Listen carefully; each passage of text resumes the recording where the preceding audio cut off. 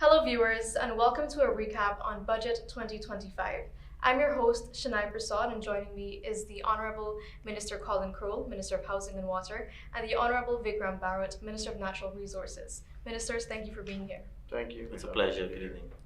So we're going to delve into what happened and what unfolded by the presentation given by Minister Ashni Singh. So first and foremost, this budget is a 20% increase from last year's. Do you think it adequately represents the growth in which Guyana is heading into? What we witnessed today is actually history. This is the largest budget ever in history of our country, $1.3 trillion. As you mentioned, a 20% increase from 2024. But what is significant too, it's an almost 300% increase from 2020 to 2025, just one term. 5 years in not even 5 years in office, we have increased our budget by over 300%. That is quite significant, taking into consideration too that when we took over government, it was the heart of COVID. We had to battle COVID for about 2 years or so. So we really had 2 years of positive and intense development in the country, and generation of wealth, increase of economic activities throughout Guyana.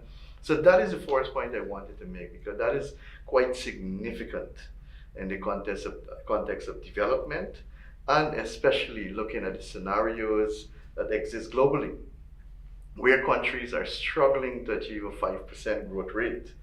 Guyana has achieved 43% growth rate, and significantly 13.1 non-oil growth rate. That is, the non-oil sectors have grown by 13.1%.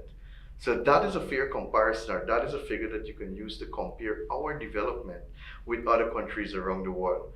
Because some may say, oh, it's because of oil and gas that you're 43%.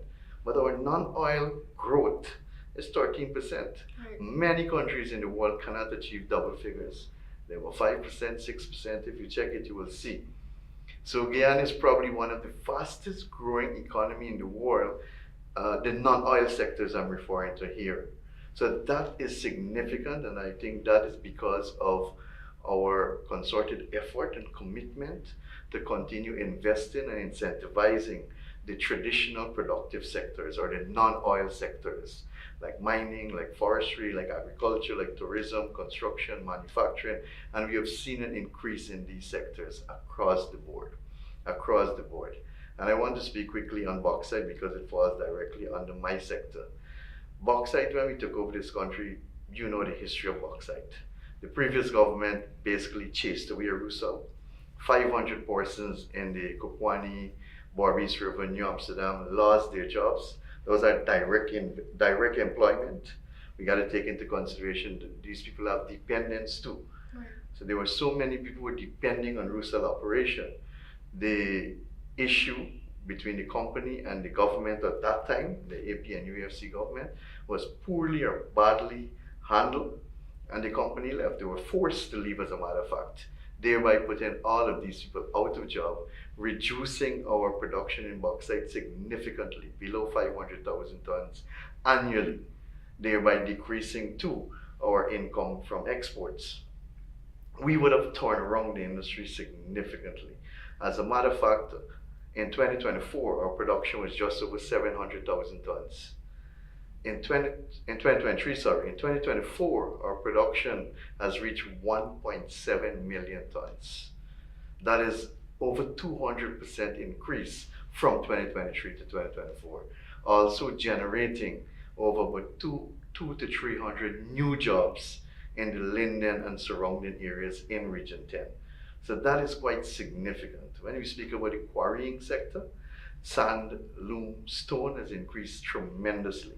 When we took over in 2020, stone, for example, there was a severe shortage because of the massive development that is taking place across the country, both public and private sector investments. The production in 2020 was close to about 700,000 tons. In 2024, we recorded 3.3 million tons in production. Quite a significant increase in production, mainly because of the investment and the incentives also by government for new investment in the sector. But it also shows the confidence that investors have in the government and in the economy and in the country today, which was absent in the past. So the growth in the non-oil sector, I believe, is a significant achievement for us in 2024, and it should be highlighted a lot more because it ranks very high in global growth rate among countries. Great. Thank you so much. And Minister Croal, I'm going to give you a chance to delve into your sector a little bit. You were allocated $112.6 billion, if I'm correct. Correct, yes. How does your ministry plan to show that this money is going towards the benefits of the Guyanese people? So by and large, it is a continuation of what we've committed and what we plan to do. And for us to understand it for the sector, both housing and water, it's a program we're working on. And that's something in terms of all our budgets, and as a government, we don't just come up with numbers idly. We don't just come up with a program and without logically thinking it through. And that is why when you saw some of the measures that were announced, it's matched with looking at what we started with, and this in our 5th year, what is it in 5 years? And everyone would have ensured that we've fulfilled our manifesto commitment, and in most cases, surpassed. So similarly for the housing sector, is that we've given the commitment, we are making 50,000 house lots available. We will be surpassing that this year. But so the infrastructure, the money that is coming for the housing sector allows us to continue our program to make home ownership, make families, complete families, new communities, economic growth. Because when you have the construction sector, everyone benefits. It's not just about the beneficiary who's getting that house lot. There's a lot more activities that happen before that. You have to acquire the land, then you have to do the infrastructure work in terms of, and these are lands that are virgin lands. And this is also happening in an environment where we're competing interests for usage of land. We are in right now where we're trying to acquire additional land in many of the farming areas. We're going into the farming areas, we're encroaching on the traditional areas where the cattle farmers, especially, and the cash crop farmers, they are currently using. And we've had to engage them and ask them to move forward, move inwards, so that we can get additional lands. So it's competing, and so having said that, we have usage for other purposes, land for use for other purposes. So the infrastructure costs, these are virgin lands, many of them flooded, some in many areas too.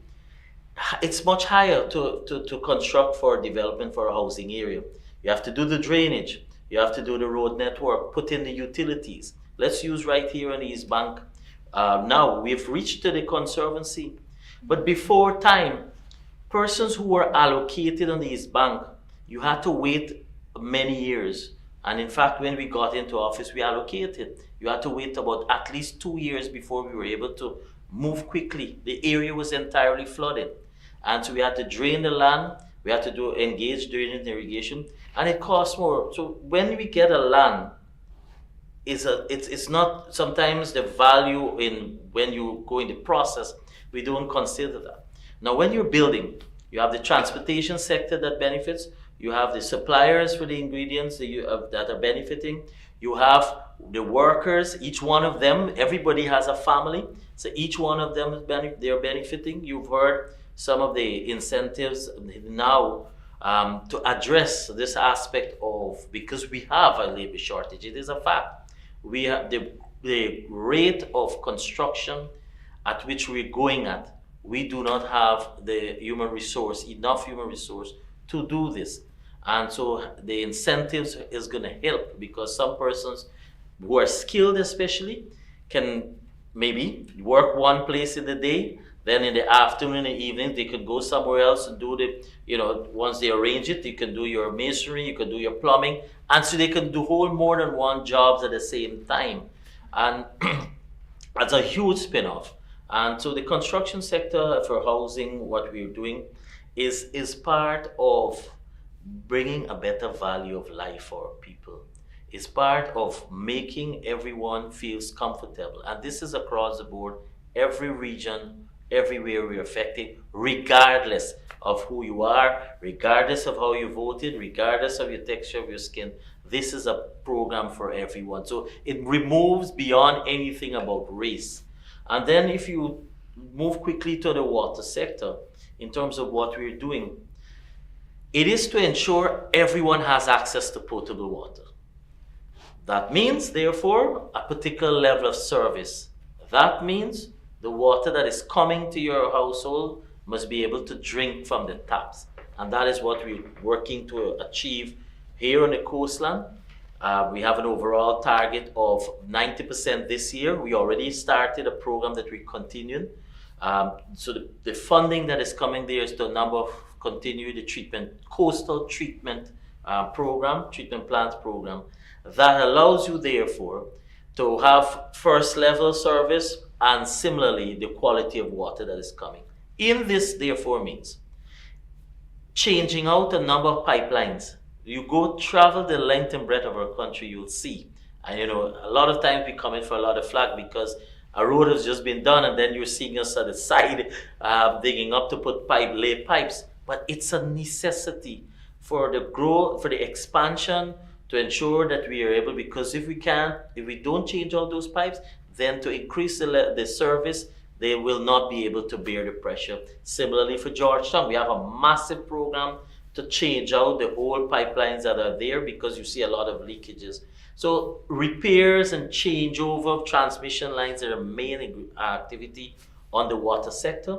And for the hinterland, for 100% access to hinterland, we are about 95%.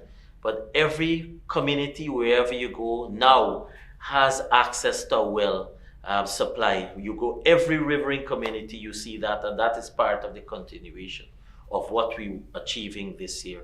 100% access for all our citizens, 90% access for treated water on the coastline. And then we are also looking to maximize in a major way. You've heard the announcement of what is called Hope-like facilities to come on board. We have, with the amount of wells that we're drilling, this year alone, right now, just in region on the coastline, we have at least 18 coastline wells that we're drilling. That is, long term, can put a lot of pressure on the aquifers in terms of coming from the earth. The oil, that means from the iron content. So we are also looking at that and monitoring. But here we have freshwater source. We have the conservancy. You have the Hope Canal. So we are going to be tapping into that to be able to further develop it for treatment plants. The three, therefore, canals in between regions 3, 5, and 6 that will assist for farmers for drainage and irrigation will also have a beneficial impact for us in the long term in harnessing freshwater source to be able to deliver to the households. So that is the domino effect of what we're trying to do, and this is to happen as quickly as possible. Awesome work, Mr. Croal. So I just want to zoom in a little bit on the measures that was announced by Minister Singh.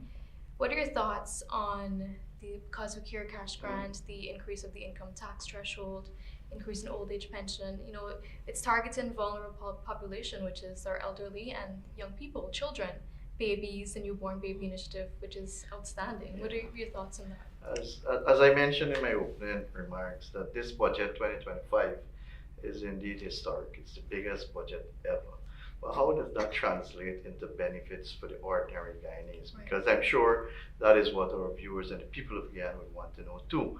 Not to say that the infrastructure program that's been rolled out over the years, we're not bringing benefits.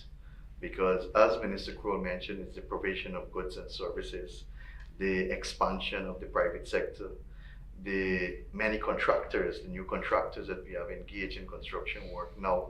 Those are Guyanese and Guyanese businesses. And also the direct employment created by those infrastructure programs that we had ongoing, massive infrastructure program. So I would say budget 2025 is a good balance.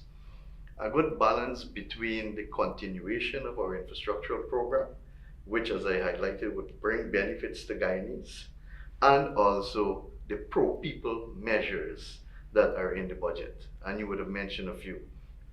The Because We Care cash grant.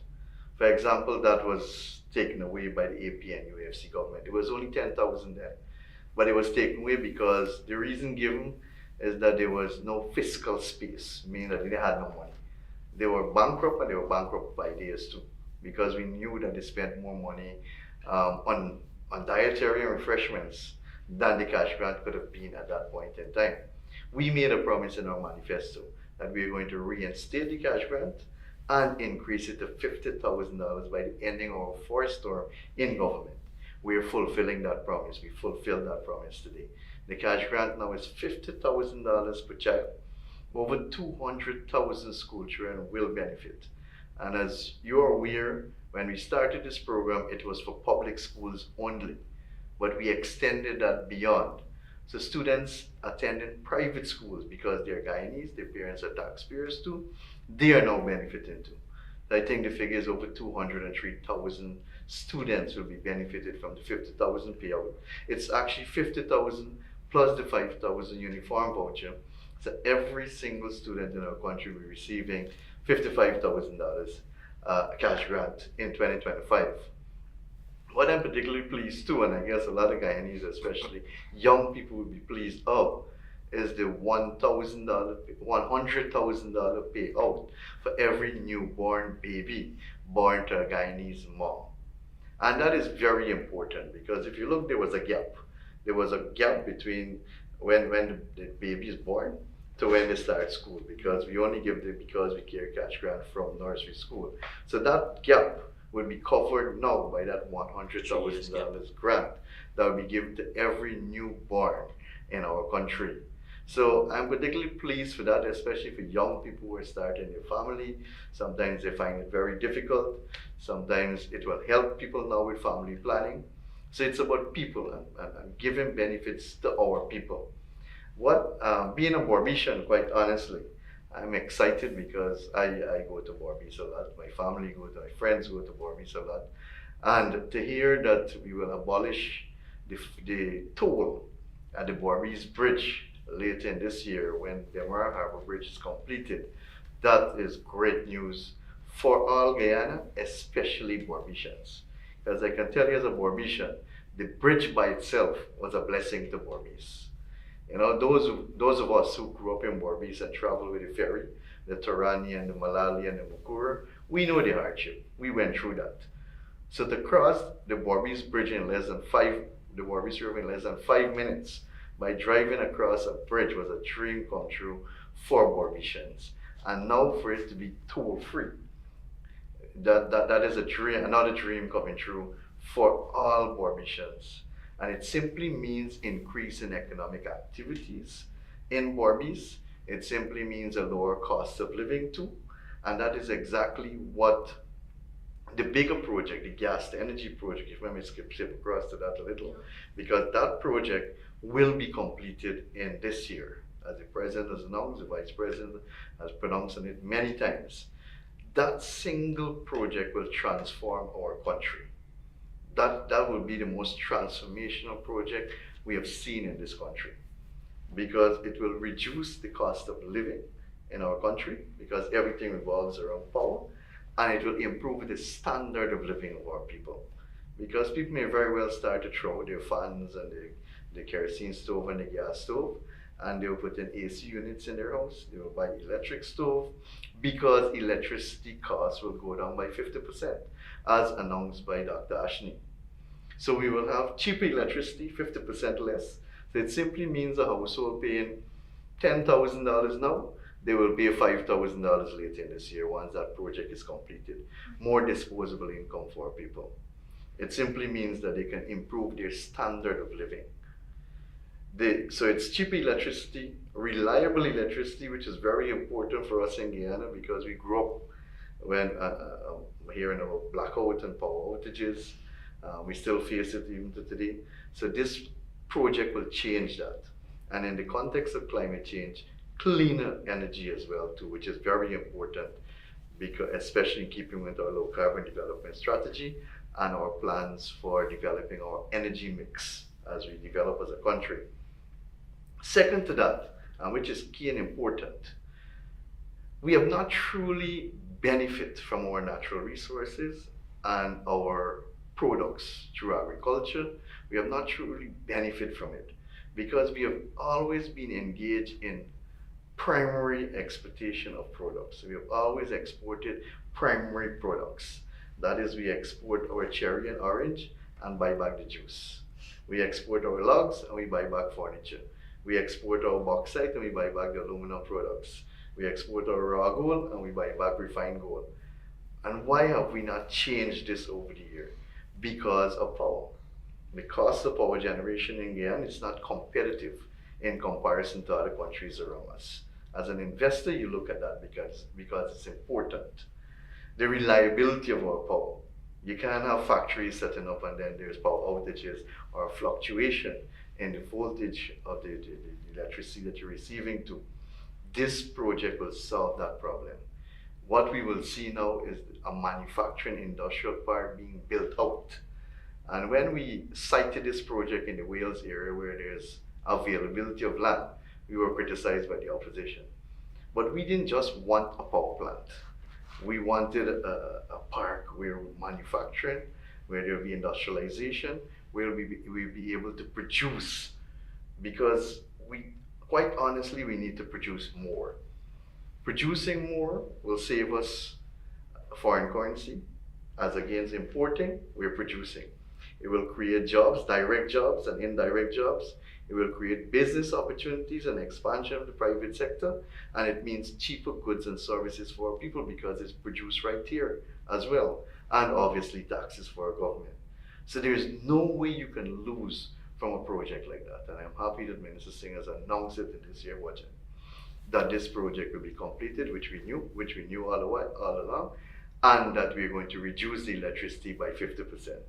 Further to that, we are keeping the no tax policy on fuel as it is right now. There is no tax on fuel. And I want to believe that Guyana is probably one of the few countries in the world that we pay no tax on fuel. Imagine paying tax on fuel. Now we say, oh, the prices are a bit high, but that we don't have any control over that. But imagine if there was tax on it, it would have been higher than it is today.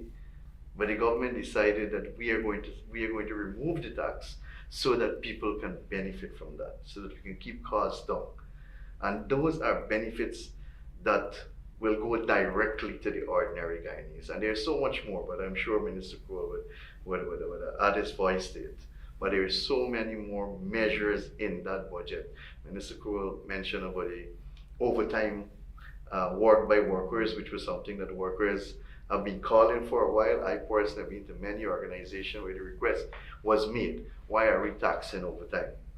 So it's a way of encouraging people to work extra hours and to say that the first $50,000 that you earn overtime will attract no tax. So if a person is working, they get a normal salary, but their overtime adds up to $40,000 at the end of the month, they pay no tax on it. If their overtime adds up to $70,000, they pay tax on $20,000 only. That is a big incentive for people, especially who wish to work long hours. Or Minister Croal mentioned having a second job.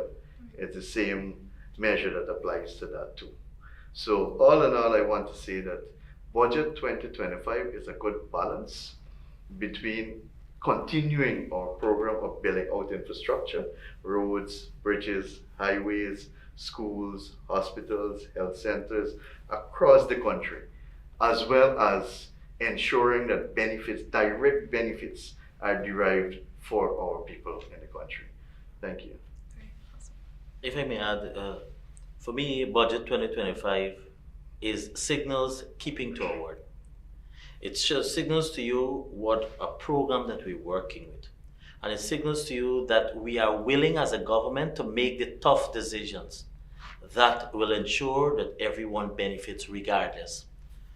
Now, if I could just focus a little in terms of from the employment perspective, and it's a major challenge, as I said, because of the expansion, the growth, the transformation that is happening. It is also putting a strain in terms of the supply side. And I heard a comment tonight that said, "Oh, so we are encouraging persons to do two jobs." Is the reality is that if you are an ability to do another job, and it's not anything new, the first world countries it happened. There are persons where, in fact, it's structured in such a way you can schedule your jobs and you have two. You're earning more, allows you, and if you have certain skill set, even better. So what we're doing is putting all of that together, and it is in response to a need. So it gives an incentive for persons and reward people who are willing to work. Absolutely. Just say, look to my sector. We're and all of us. We're an overdrive, in the sense that we're trying to deliver on so many things. We're trying to do this as quickly as possible, but then we do not necessarily have the human resource to be able to accomplish this. So in this budget, in terms of the measures, everyone can feel relief. Minister Vic spoke about in terms of electricity and the energy, etc. This is something that we welcome for us as a country, because for the manufacturing, it's something we have to encourage. It allows us to be competitive. And that electricity was one of the biggest ingredient of or impediment in terms of the overhead costs for the manufacturing sector. We have been encouraging this in terms of our allocations of land too.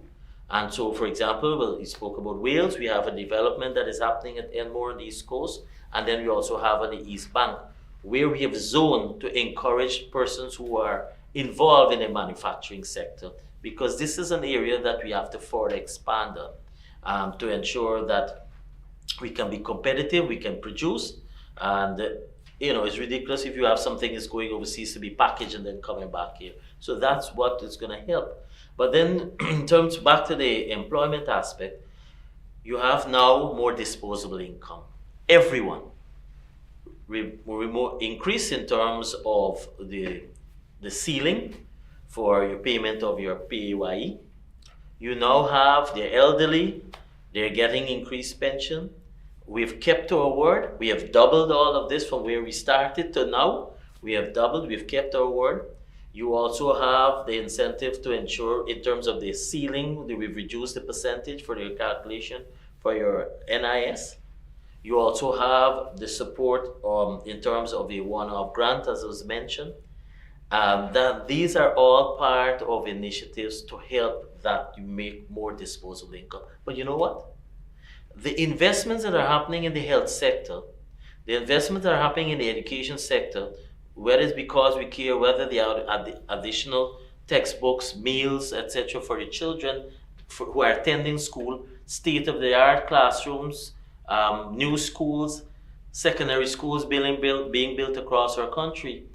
All of that is happening simultaneously. So it means, as a parent, as a worker, you are required to spend less. Your health needs are being addressed because more services are being provided. We're building more regional hospitals, so access to health care is right within the remit in which you will reside. Every region that is happening, state-of-the-art hospital. So even on that front, you don't have to take it out of your pocket for services that you may have had to have in the past, whether it's a spectacle program, whether it's the screening program, as we're continuing, whether it's a dialysis program, the support, 800,000 is subsidized. All of these are initiatives to take care of us, to give us a better quality of life, a longevity in life, a comfortable life. And at the same time, the other measures are even making more disposable income for the individuals. And so sometimes, and all of this, by the way, happen, first of all, no new taxes. Absolutely none. But in addition to that, it's not just no new, it's also reducing or removing where is required.